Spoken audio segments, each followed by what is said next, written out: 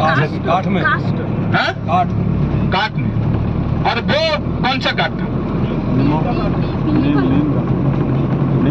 नीम का। तो पहले जब जगन्नाथ जी का तीनों लकड़ी मिला था ना, यानी कि दारू बोलते हैं, भगवान का लकड़ी को दारू बोला जाता है, लेकिन वो जो पीने वाला दारू नहीं भैया, इसीलिए भगवान का एक नाम है दारू ब्रह्म। दारू ब्रह्म भगवान का एक नाम है दारू ब्रह्म। तो इसी नदी का किनारे, सागर और जो नदी है ना, इसी नदी और सागर का किनारे में ही मिला। ठीक है। तो भगवान जगन्नाथ जी को कौन सा कारीगर बनाया है? कारीगर बनाए। भगवान जगन्नाथ जी को कौन सा कारीगर बनाया है? विश्वकर्मा। विश्वकर्मा। ठीक है। ये मोबाइल में आप लोग देखें, मैं बता रहा हूँ, भगवान जगन्नाथ जी अपने आप बने, इनको कोई कारीगर नहीं बना। छोटा सा स्टोरी है, बताने के लिए उसके लिए थोड़ा सा समय भी लगेगा, मैं जरूर बताऊंगा। तो ये जो नदी गया, उस नदी का नाम भी है भार्गवी। जो नदी अभी हम क्रॉस करके आए, उस नदी का नाम है भार्गवी। क्यों इस नदी को भार्गवी माने कि लक्ष्मी मैया का रूप में माना जाता है? क्यों? तो ये भी मैं बताऊंगा।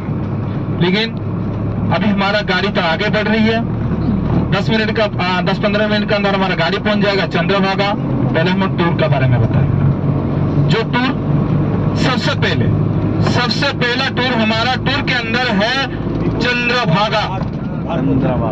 चंद्रभागा क्यों? इस बीच का छोटा सा बीच, एकदम छोटा सा बीच है, इस बीच का नाम रखा गया गोल्डन बीच ऑफ चंद्रभागा। और देखने के लिए मिलेगा एक तो सूखा नदी, जो नदी पर साल में एक दिन के लिए पानी आता है और बाकी दिन देखने के लिए मिलेगा आपको सूखा, उसको बोला जाता है सूखा नदी।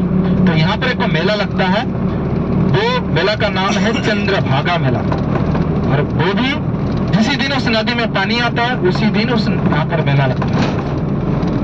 पहले बताना तो कि उस नदी को क्यों, ये जगह का नाम चंद्रभागा कैसे हो गया? एक ऋषि कन्या, उसका नाम थी चंद्रावती। बहुत खूबसूरत थी, देखने में बहुत खूबसूरत थी। तो सूर्य भगवान जब पहले उड़ीसा में आते हैं ना, तो पहले इनका किरण उसी बीच पर आता है, चंद्रभागा का बीच पर आता है। तो इसीलिए उस बीच का नाम रखा गया है गोल्डन बीच ऑफ चंद्रभागा।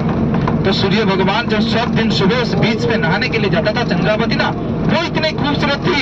तो सूर्य भगवान जब उसको देखे तो बोले शादी करने के लिए। जब शादी करने के लिए, तभी चंद्रावती उनसे प्यार हो गया, दोनों में से, भगवान और इन मुझे। तो कुछ दिन का बाद तो सूर्य भगवान चंद्रावती को बोले शादी नहीं करेंगे। तभी चंद्रावती बोली आप भगवान हैं, आप किसी से वादा हमसे किए हैं शादी करने के लिए, अभी बोले शादी नहीं करेंगे। तो इस शरीर के ऊपर आप नजर डालें तो ये शरीर हमारा अशुद्ध होगी, तो ये शरीर हमारा किसी को नहीं दे सकते हैं। अगर आप शादी नहीं करेंगे तो ये जो शरीर हमारा किसी को नहीं देंगे। तो ये सोचने के बाद सूर्य भगवान बोले कि शादी नहीं करेंगे हम। तभी चंद्रावती बोली तो अगर आप शादी नहीं करेंगे तो यहीं पर आपका सामने इसी बीच पर कूद के हम जान दे देंगे। तो चंद्रावती भूई की, तो उसी बीच में सूर्य भगवान का सामने उस समुद्र पे कूद के जान दे दिया। तब से उस जगह का नाम हो गया चंद्रभागा। ठीक है। तो देखने के लिए मिलेगा एक तो छोटे से बीच और कुछ भी नहीं है। और जो सूखा नदी, जो कहाँ में कब दिन मेला लगता है? किसी दिन यहाँ पर मेला लगता है माघ महीना सप्तमी तिथि को। वो भी माघ महीना सप्तमी तिथि को, जो श्री पंचमी विद्यादात्री माँ सरस्वती देवी का पूजा होता है, श्री पंचमी जानते हैं? तो उसका 2 दिन का बाद जो सप्तमी तिथि आता है ना, उसी सप्तमी तिथि को यहाँ पर होता है मेला। तो एक दिन के लिए उस नदी में पानी आता है। जैसे लोग कुंभ मेला में नहाने जाते हैं, गंगा सागर मेला में जाते हैं नहाने के लिए, यहाँ पर भी लोग आते हैं नहाने के लिए। तो यहाँ पर नहाने पर ना आपको स्किन डिजीज, स्किन का कुछ प्रॉब्लम नहीं होगा। इस नदी में एक दिन के लिए नहाने पर ये सब चीज नहीं होता। ठीक है। तो एक दिन के लिए यहाँ पर भी मेला लगता है, एक दिन के लिए उस नदी में पानी आता है, और बाकी दिन के लिए जो देखने के लिए मिलेगा सूखा। अभी जो भी अभी आप जाएंगे तो आपको भी देखने के लिए मिलेगा सूखा ही सूखा। ठीक है। तो इसका 3 किलोमीटर की बाद यानी कि 5-10 मिनट के अंदर आप लोग पहुंच जाएंगे सूर्य मंदिर का, यानी कि कोणार्क मंदिर का। जो सूर्य मंदिर या कोणार्क मंदिर आप लोग पहुंचेंगे ना, तो इस मंदिर के अंदर छत्ता, जूता, मोबाइल, कैमरा सब कुछ लेके जा सकते हैं, क्योंकि यह मंदिर एक अशुद्ध मंदिर है। तो इस मंदिर के अंदर जो आप जाएंगे तो ये सारा चीज लेके जा सकते हैं। आप पूरे मंदिर के अंदर गए थे, ये सारा चीज लेके गए थे? नहीं। लेकिन ये मंदिर के अंदर आप जाएंगे ना तो लेके जाएंगे, क्योंकि ये अशुद्ध मंदिर माना जाता है। अशुद्ध मतलब क्या है? ये मंदिर शुद्ध नहीं है। काम होने की पहले उस मंदिर में एक 12 साल का एक छोटा सा लड़का उस मंदिर को ऊपर से कूद के अपना जान दे दिया। तब से मंदिर भगवान पूजा नहीं होते, ये मंदिर को अशुद्ध माना जाता है। क्यों? है मंदिर के ऊपर से एक छोटा सा लड़का कूद के जान दिया था। क्यों दिया था? तो 1200 ख्रीष्टाब्द की बात है। उत्कल का राजा लांगोला नरसिंह देव जी ने थे। उत्कल अभी जिसका नाम उड़ीसा बोलते हैं ना, इसका पहला नाम है उत्कल था। इसका पहला नाम था उत्कल। तो उसी समय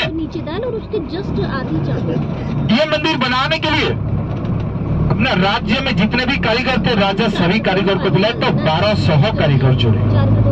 तो 1200 कारीगर को लेके मंदिर का काम बनाने के लिए दायित्व दिया गया। तो उस 1200 कारीगर में से एक लीडर कारीगर था, उनका नाम था विशु महाराणा। जो 1200 कारीगर थे उनमें से एक लीडर कारीगर था, उनका नाम था विशु महाराणा। और जो विशु महाराणा नाम था, तो उस मंदिर को बनाने में चले सभी कारीगर। तो 12 साल लगा उस मंदिर को बनाते बनाते। तो इधर विशु महाराणा अपने घर छोड़ गए, 12 साल हो गए। विशु महाराणा अपना घर छोड़ के 12 साल हो गया है, लौट के नहीं गए हैं। तो इधर राजा से बोला है कि अगर हमारा मंदिर तो बन रहा है लेकिन 12 साल हो गया, तो हम 7 दिन समय देते हैं। 12 साल के बाद हम 7 दिन समय दे रहे हैं। अब जो हमारा मंदिर का काम कंप्लीट नहीं होगा तो 1200 कारीगर को मृत्यु दंड देते हैं। मंदिर तो बन गया था, लेकिन मंदिर का जो सबसे आखिरी भाग का काम था, यानी कि जो कलश बिठाने का काम था, वो काम 1200 कारीगर जितने बार भी बनाते थे उतने बार ही टूट जाता था। तो ये सारे बात सुनने के बाद सभी कारीगर सोच में 7 दिन के अंदर ये मंदिर का काम अगर कंप्लीट नहीं होगा तो 1200 कारीगर को मृत्यु दंड दिया जाएगा, जो कि राजा एक बार बोल दिया वो करेंगे ही। तो सभी कारीगर सोच में। तो इधर 12 साल हो गया है, अपना घर में छोड़ के विशु महाराणा आए अपने बीबी और बच्चे को। तो उधर उसको लड़के का 12 साल हो गया। तो एक बार ये बोला हमको हमारा पापा से जाकर मिलना है। तो उनका माँ बोले तुम्हारा पापा था, तुमको बचपन में देख के गए थे, अभी तक देखे नहीं हो, तुमको पहचानेंगे कैसे? तो ये अपना जीते में बैठे कि हमको कोणार्क जाकर अपने पापा से मिलना है। तो ये सारे बात सुनने के बाद उनका माँ बोला तो मैं 2 सामान दे रहा हूँ, वो 2 सामान को लेकर जाओ, शायद तुम्हारा पिताजी तुमको पहचान सकते हैं। तो सामान था घर में के कुत्ता था, उस कुत्ता का नाम था बलिया, और घर का पीछे का गोली का पेड़ था।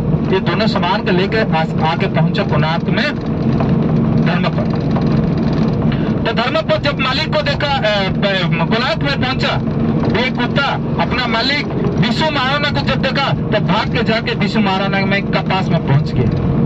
तभी विशु महाराणा तो पहुंचने के बाद अपने कुत्ता को पहचान लिया। पहचानने के बाद अपना बेटा जाकर अपना पिता से मिल लिया कि ये मेरा पापा है। तो मिलने के बाद बाप और बेटे दोनों में से मुलाकात होने को बेटा मान के लिया, ये हमारा बेटा है। तो लेने के बाद तो ये सारी कारीगर एक जगह में बैठ के सोच रहे कैसे मंदिर का काम बनानी है 7 दिन के अंदर।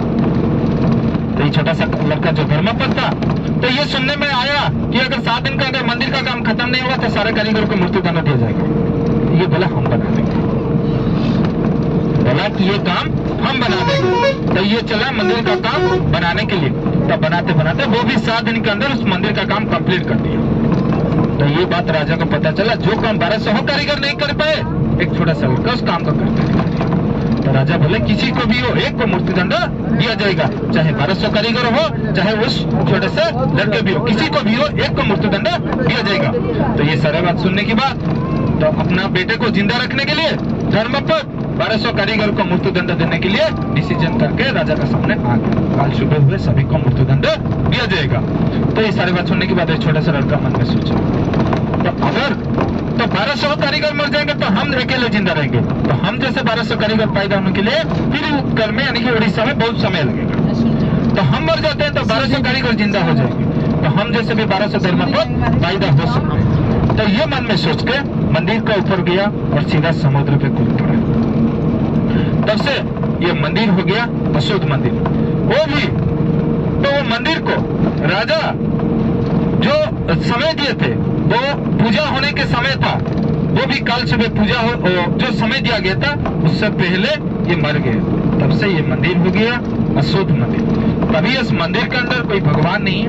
आप अभी जो जाएंगे देखने के लिए इसका कारुकार्य देखने के लिए जाएंगे, ठीक है। तो इसीलिए आपका साथ में एक गवर्नमेंट गाड़ी जाएगा, वो पैसा मेरे को भी